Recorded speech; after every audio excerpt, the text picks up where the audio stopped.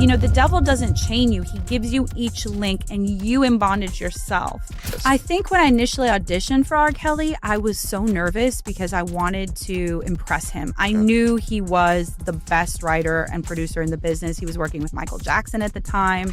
I was under R. Kelly, who did not mess with me. And he was considered the worst of the worst, right?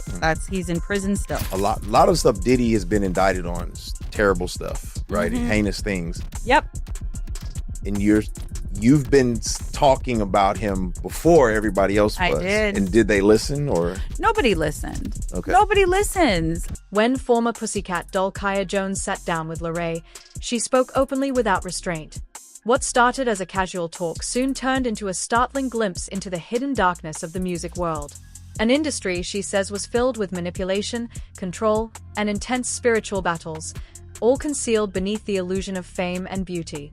Kaya revealed that before she ever joined the Pussycat Dolls, she had been discovered by R. Kelly at the young age of 12. "He's the one who signed me," she shared. But that early opportunity came with overwhelming pressure. Kaya described her studio days as long and draining, spending hours from noon until after midnight, repeatedly recording the same lines again and again. You interacted with R. Kelly Yes. as a young girl. Yes. Any weirdness? Nothing. Okay. That's what's even crazier. Wow. Is that when I hear all of this, I was like, Robert?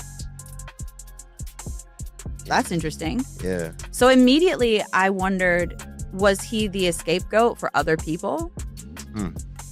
Why did this happen to him?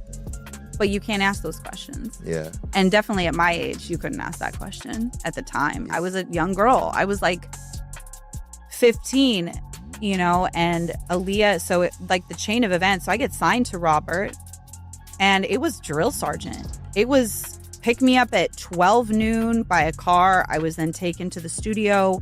I'm tracking the entire day until 2 a.m. I mean, he had me do, because back then we didn't do chopping or cutting vocals.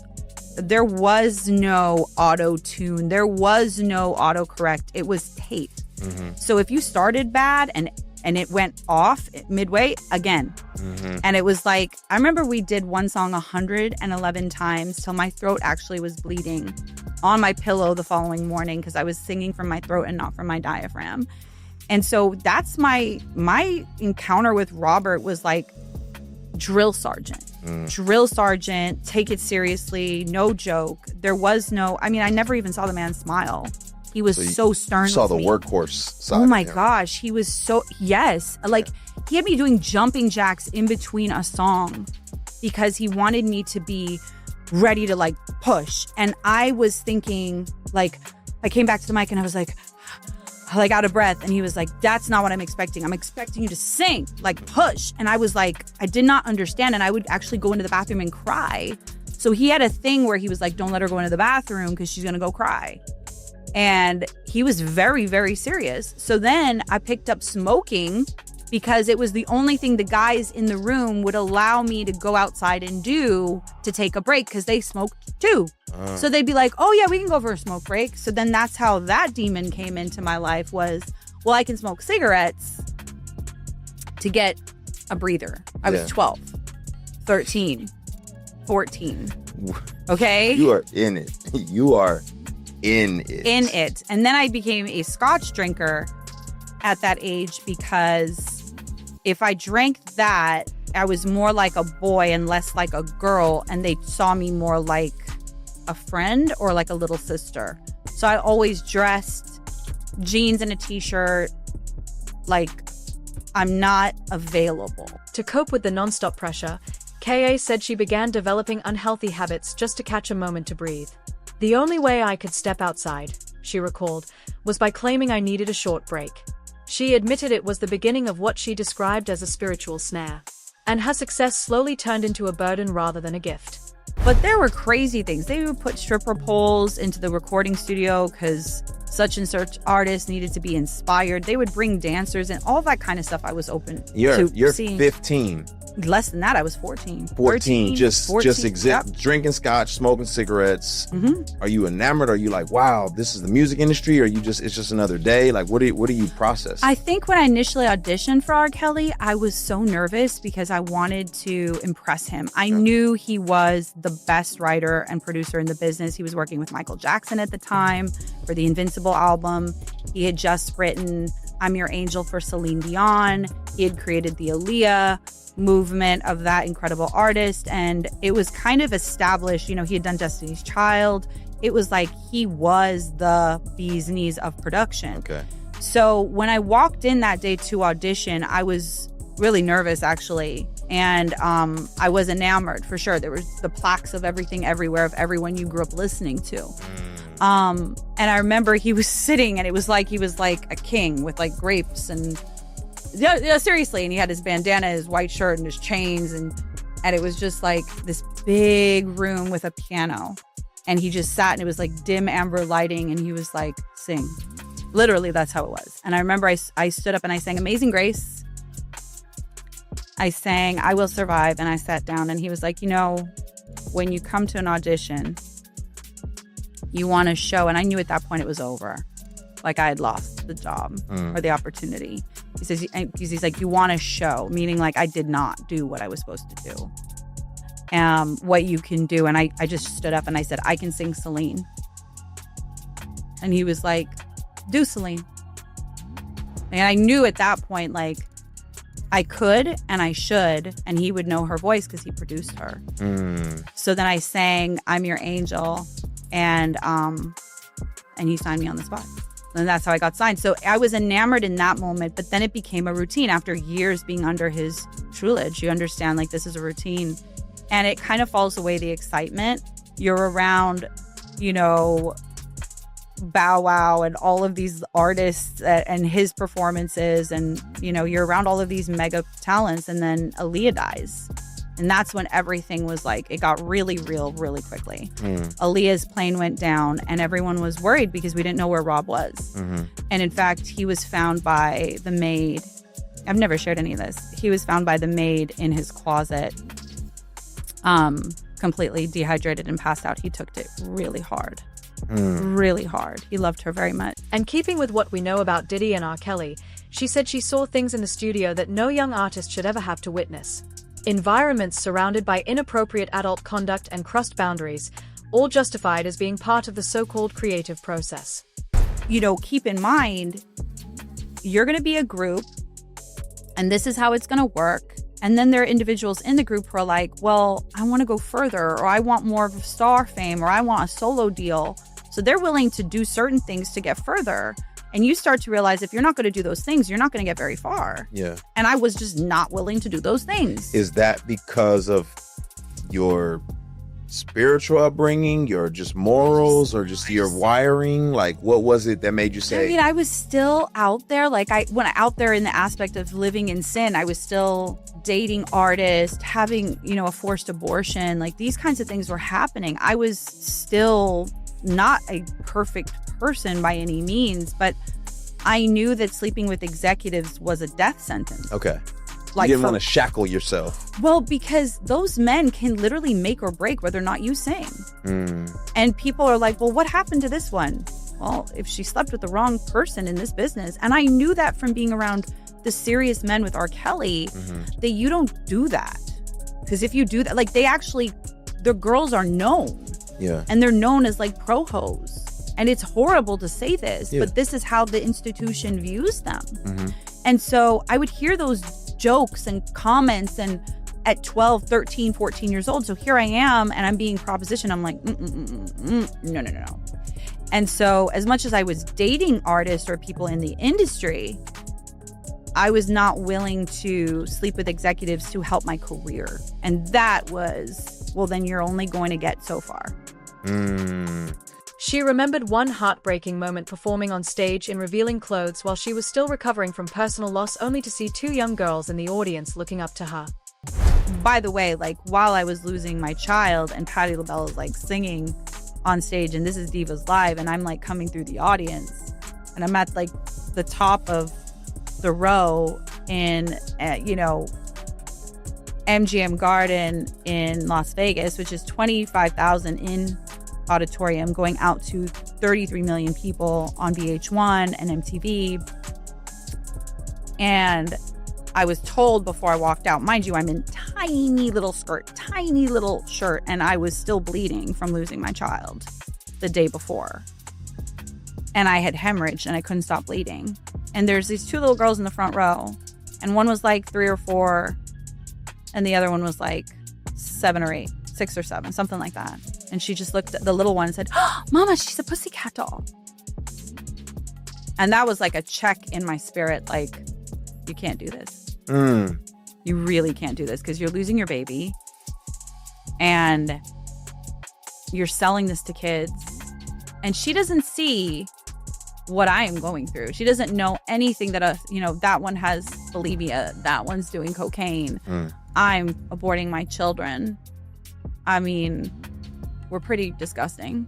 Life is crumbling behind the scenes. Right. But to well, because it doesn't say caution, this is a lie. Yeah. It doesn't say that. It's like, well, you're on the cover of the magazine. Ooh. So doesn't matter how you got there, you're there. Ooh. So it's just this illusion. And what I was being told behind the scenes by the owner of the dolls was how fat I was. Ka also spoke about how she had been warning people for years about powerful figures in the industry, including Diddy, long before the recent scandal surfaced. But no one listened. She claimed that protecting those in power always seemed to matter more than protecting the victims. Her journey wasn't easy. She grew up facing family struggles and painful experiences from a young age. Yet, she says those early hardships gave her a deeper understanding of how darkness moves behind the spotlight. And I remember in my head, I was like, I've got to figure out how to get out. I got to figure out how to get the whole performance. I look back at that performance, it's crazy because I just totally faked it. Yeah. The whole time I was just like, I got to figure out how to get out. I got to figure out how to get out because I'm signed to some really scary people. Ka Jones once said that people believed she was living every girl's dream, fame, glamour, and a spot in one of the biggest pop groups in the world. But behind the smiles and flawless choreography, her reality was far from what fans imagined. She wasn't just part of a group, she was trapped in a system that controlled nearly every aspect of her life. According to her, your value depended on how well you followed orders. You were told what to wear, what to say, who to be seen with, and even who to pretend to like. Every friendship, every interview, every appearance, carefully planned and approved. And if you dared to step out of line, you were quickly reminded who really owned your career. That was the price of being a star in their world. That was the beginning of them kind of seeing, okay, there was someone in her corner. So I then felt stronger. You had leverage.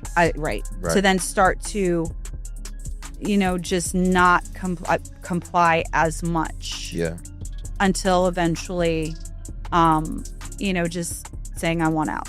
And then them offering me a solo deal. But still to be owned by the dolls. And I was like, oh no, I'm not demoing for this. I'm not demoing for their next album and then album after that. That ain't happening. Because we were paid $500 a week. I kept my paycheck stubs because people did not believe what I have said.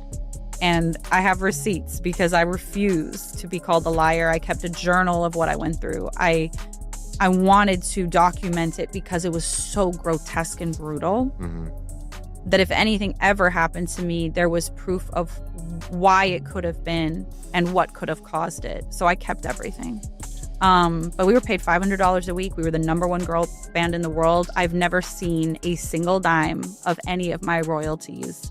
And my voice was on that first album. And I never got credit for it because I had to finish that album and then walk away and watch my friends ascend, never saying bye to the girls and knowing that I would never get credit. That was hard. That was really, really hard. Kaya said the industry has a way of disguising control and selling it as opportunity. It dangles fame like a prize, but keeps you too dependent, too intimidated, or too exhausted to ever walk away. Speak up, and you're called ungrateful. Stay quiet, and you're rewarded for your silence. Over time, you start to lose sight of who you are. You're no longer a person. You're a product, a carefully crafted brand built to serve the system. And in that process, many artists unknowingly become the mouthpiece for messages and agendas far beyond their own. I saw you tweeted out that Hollywood elites are pushing abortions eating disorders on young women in the industry. So I wanted to ask you to elaborate a little bit more on that. Why do you think Hollywood elites are doing that, and how are they doing that?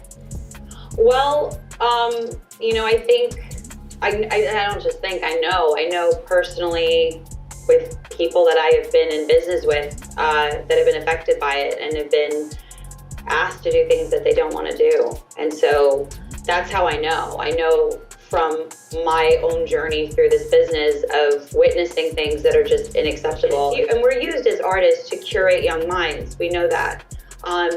For me, I had to make that choice really early, especially with the Pussycat Dolls, because I was just turned 18 years old, so it was definitely something that I felt that I wasn't normal when I said I wasn't okay with what was going on. And it wasn't in front of the camera. I was okay with being a sexy, powerful young girl, like a Spice Girl, if you will, which was my growing up. They were my idols. And I had this crazy, wacky moment, where I was performing at MGM Grand Garden Arena in Vegas, and it's for Divas Live, and Patti LaBelle's wailing, and we're going on after Patti LaBelle, and there was these two little girls in the front row, and I was coming through the audience, only me and one other girl. The rest of them were coming up on a riser. And there were two little girls, and one was 4 years old, and she went, oh, she's a Pussycat Doll. She was so excited to see us, and that was her reaction to me, and I just knew in that moment I couldn't do it, because this isn't what I would want any little girl to be, what was being pushed on us and what I was going through at that moment in time and what we had just endured backstage. And so it was a lot of the back end that I wasn't okay with. She compared it to what Britney Spears once revealed. The feeling of being nothing more than a cash cow, a puppet in a machine that drains you until there's nothing left to give. The pressure never stops. The fear of being replaced keeps everyone obedient. You start to believe that the pain, the exhaustion, the loss of self, it's all just the price of success. And if you're a woman in an industry run by men who see you as disposable, it isn't glamour you're living in. It's hell disguised as fame. You said you weren't in a girl group, you were in a prostitution ring. Yep. And you just so happened to sing and be famous. It's the easiest way to make it as clear as possible. Britney Spears has talked about how it felt like she was trafficked. I mean, that's a very similar word to prostitution. Yeah. Think about it. Yeah. We feel as though we're being like a cash cow, used, told what to do, what to say, what to think. Correct. Who to date, who to not date, who's your friend, who's not your friend, to the point where there's nothing organic anymore. There is no being led by the spirit. It's all already contrived for you. So, and then you're not paid very much because you can't leave. If you don't have enough money, then where are you going to run to? Who are you running to? You're going to give up your dream? I mean, this is your dream, right? Here's the carrot. Right. Here's your dream. And so it's almost impossible to get out. So when I see artists that are there, I'm like, God, make a way so they can get out. So you were saying no one would believe you if you were saying there's this demonic stuff happening here. They wouldn't believe you. No. And it's interesting, right? Because you fast forward and it's social commentary about this stuff all the time. Even I think of yes, it is. I think of yes. A lot of stuff Diddy has been indicted on is terrible stuff, right? Heinous things. Yep. And you've been talking about him before everybody else was. I did. And did they listen or? Nobody listened. Okay. Nobody listens. I was telling everybody that I was going through stuff. When I left the Dolls, I remember telling a reporter at Hollywood Reporter what I went through. Did it ever come out? Did anyone ever hear it? No. It was more important to protect people in power and positions. And my God is greater than all of you men. She told reporters the truth about what she endured, the emotional manipulation, the broken promises, the coercion that kept her silent for years. But her story was buried. The industry protects its own. The powerful stage shielded while she was labeled bitter, unstable, or attention-seeking. And this wasn't the first time Kaya tried to speak up. Back in 2017, she publicly detailed the abuse and harassment she says she faced during her time in the industry. But once again, her words fell on deaf ears. Kaya, thank you for taking some time to speak with me after the panel. Yes, Appreciate thank you it. for having me. So, during the panel, Yes. you touched upon a few times Yes. the issue of sexuality in Hollywood and Yes. how it's impacting the kind Yes. of content we're seeing on the Correct. screen. Could you elaborate a little bit on why that is the case in Hollywood based on your experience? It's evil. It's really just plain good and bad. You're dealing with a society right now which is just moral compass good versus bad, and it's to a point where if you're not willing to give something up, and that's why you see all of these very feminist women, which to me is like, to me they're not feminists because they're not, championing for me as a woman, but they're saying, kill your babies, it's great. Like, what? These are the things that are being said to women. And so if you're constantly submerged in that filth of a mindset, that's what you're going to see. And that's what you're seeing in our culture coming from Hollywood. And it's sad. She says the memory still haunts her. One incident, in particular, stands out. A record executive once asked her to ride with him to the airport after a show in Las Vegas. A quick 10-minute trip back to LA, thinking nothing of it, she agreed and got into the backseat of the limo. But within seconds, everything changed. He jumped on me, she told the Daily Mail. I had to fight him off the entire ride to the airport. She was barely 19 or 20 at the time, and the man, she says, was in his 50s. The Me Too movement, looking at that, do you think that has been beneficial No. for Hollywood or for the country? No, I think it was when it started. Had they not weaponized it for the for the political arena, it was working to talk about what women go through in the industry, what men go through in the industry. Men are pushed all the time to go the gay route. Okay, so that's a very real thing. That's a very real thing. Pedophilia is a very real thing that goes on in the industry. Young girls being pushed to do things they don't want to do is very real in the industry. This has been discussed for so long. I don't think we're talking about it being real anymore. The problem is that then the Me Too movement decided to go, well, we came forward because of President Trump. He had accusations on him. No, I think you came forward because you finally had a guy in power that was pulling the threads that were loose on all the issues in this country, and it gave you a voice to speak up. Then they decided to weaponize it, and the Kavanaugh hearing, that's where, as far as I'm concerned, you lost the movement because you weaponized it for political reasons. You mentioned that there's a second wave coming. There not is. just the Me Too. There is. What makes you say that that's coming? 'Cause I know. In terms of men. Because I know men that are coming forward. I know films that are being made discussing it. So I know a lot of men who have been abused in this industry, from they were kids in this industry to they were young adults and had to do things they didn't want to do. As the industry was rocked by the Harvey Weinstein scandal, Kaya took to Twitter, saying that the revelations gave her the courage to finally speak about what she had endured during her own rise in the entertainment world. Her words sparked something. A wave of others began stepping forward with their own truths about powerful figures like R. Kelly and Diddy, and the horrifying things they allegedly did to young people in the industry. Among the most outspoken of these whistleblowers was Jaguar Wright, whose revelations would send even deeper shockwaves through Hollywood. Like you said, that's some deep thing, that's deep. You know what I'm saying? I'm gonna tell you something right now. It's common. It is That's common. Crazy. That's crazy. So how are these people able to keep going on with the career? What do you mean? Doing these heinous crimes. What do you mean? Like, I'm just saying, You ain't never had a boy that did a whole bunch of dirt and you let him make it?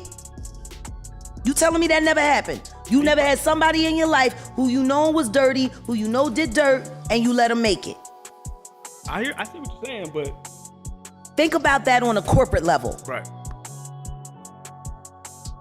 On a corporate level.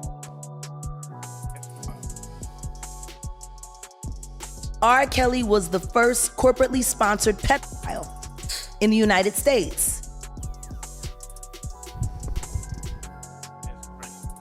Everybody knew. That's why I couldn't really watch that documentary, because half of the people that was in there, I can't believe he did it. You used to go get the bitch too. I watched you, dog. I watched y'all make these deals. Don't nobody want to talk about Aaliyah. Because a predator is a predator. They don't care about their punishment. They just want to get their fix in, see? Yeah. Like, I know drug addicts who rob drug dealers knowing they're gonna come back and hurt them and hit them and shoot them and not care because the drugs are so good and they so numb, they just gonna take that beating. They done already got what they wanted. It's an addiction. They made again, we just spoke on it last time, they made a whole song, you know, called Uncle Chester, Mama, Mama, Please Don't Leave, because Chester's gonna put his hands on me. Yeah. Do you feel like society is still turning a blind eye? Of course they are. They're still letting their children watch TV. If society really gave a shit, they would turn off the televisions. They would take away the phones. Their children's minds, they are being groomed around the clock. Now you really have to wonder, every woman who's ever worked with these men seems to have a painful story to tell. How long will it be before we start seeing even bigger names dragged into courtrooms? Especially now that a precedent has been set with Diddy, the walls are closing in. The truth can only stay buried for so long. What do you think? Are we finally about to see real accountability in Hollywood? Let us know your thoughts in the comments.